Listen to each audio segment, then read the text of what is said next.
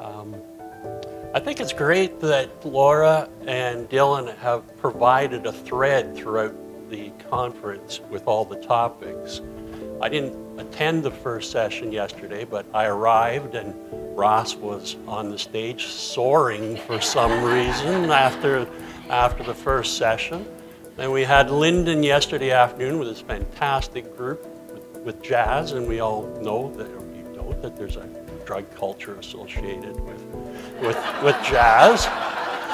Last night we had jazz again, and then at the end of the evening we had munchie food, which leads us today to a guy standing in front of you who looks like a sergeant of detectives, and we're going to be dealing with the issue, the topic of implications for the workplace with the legalization of cannabis. I call it, where there's smoke, there's fire. I think in talking to people about this topic, and in my law practice, one of the first things I have to do when I meet with clients is make sure we're all on the same page. And I think that's going to be the most important thing that we get out of this short presentation. We've had conversations with Sue and Des, Frank yesterday about this topic.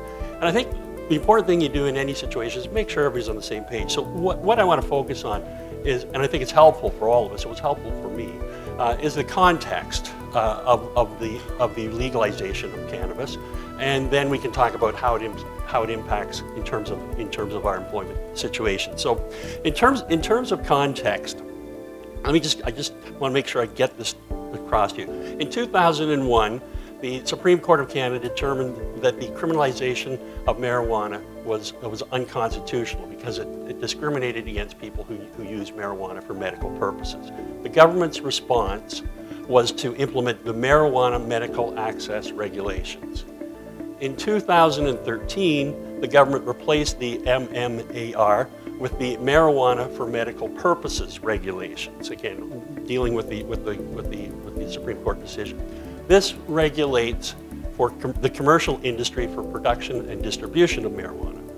In 2016, that act was replaced with the Access to Cannabis for Medical Purposes Regulations.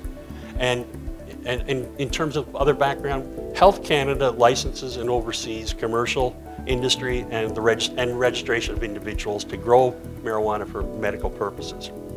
And we're currently legislated by the ACMPR and the Narcotic Control Regulations.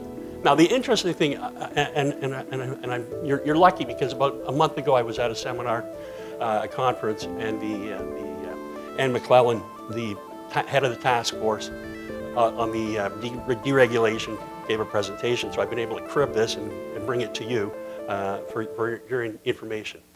Interestingly enough, that I didn't know, is that marijuana, cannabis, is not recognized by Health Canada as a prescription drug. So doctors are giving prescriptions, but it's not recognized by the overarching body. Nor has Health Canada approved the use of cannabis for therapeutic purposes, or its use generally. So the government's moving forward, and the regulators are not in step, but they have to move forward with the government. So I was struck by that. What Health Canada does is regulate medically authorized use, and they have published a framework for the legislation and regulations of cannabis. And apparently we're supposed to not call it marijuana, we're supposed to call it cannabis. So again, that's coming from the top. That's value added in terms of what you're learning today. And they've also got publications. It's online. I'm going to provide a paper that I also obtained at the conference that sets all this out, so you'll be able to refer to it. And then the last thing I want, and we talked about this last night with Sue and Des, is it's important to know for our purposes in employment situations, is that currently testing for cannabis only measures whether THC, and that's the psychotropic portion of marijuana, is present, is present in the body.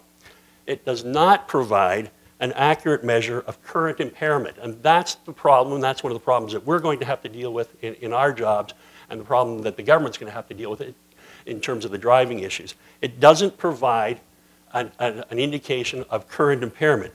And that's opposed to, as we know, alcohol, when you do a blow at the side, if you've ever done a blow at the side of the road, does provide an indication of current impairment. So that's one of the struggles that the government's going to have, and we're going to have to deal with in our work. So in terms of context, look, these are some of the interesting statistics. Cannabis is the most used illicit substance in Canada. And if you look at the charts, 15 to 19-year-olds, a little over 20%. The highest reported use is between 20 and 24-year-olds, takes up to 30%. And here we have the 25 plus, us, and the reported usage is 10%. Now, we know reported usage may be different from actual usage, and what is expected, so I've been told, is that when the legislation comes into effect on July 1st, 2018, the reporting for the 25 and 40-year-olds when it becomes legal will go up. But the interesting thing is, cannabis use outplaces tobacco use among young adults. 20 to 24-year-olds, you saw it was up to 30%. Smoking is less than 20, 25 plus, again. So it is an issue that the government has recognized, and why they're moving forward with this. The other reason why the government is moving forward is because of the entrenched illegal market. Public health and safety concerns. There are health risks, and when we're dealing with a criminalized situation, we can't, in our institutions, public health or otherwise, deal with public health and safety concerns. Letting young people know, if you use marijuana early, there are potential risks. I don't know about you, but I have a friend who attributes his schizophrenia from when we were in high school to his heavy use of marijuana. So there is anecdotal as well as research issues that there are health risks from the early and heavy use. Non-control. There's no control over this illicit market. Drug-impaired driving, that's an issue. It's dealt with currently, but it will also be able to be more regulated and dealt with if it's legalized.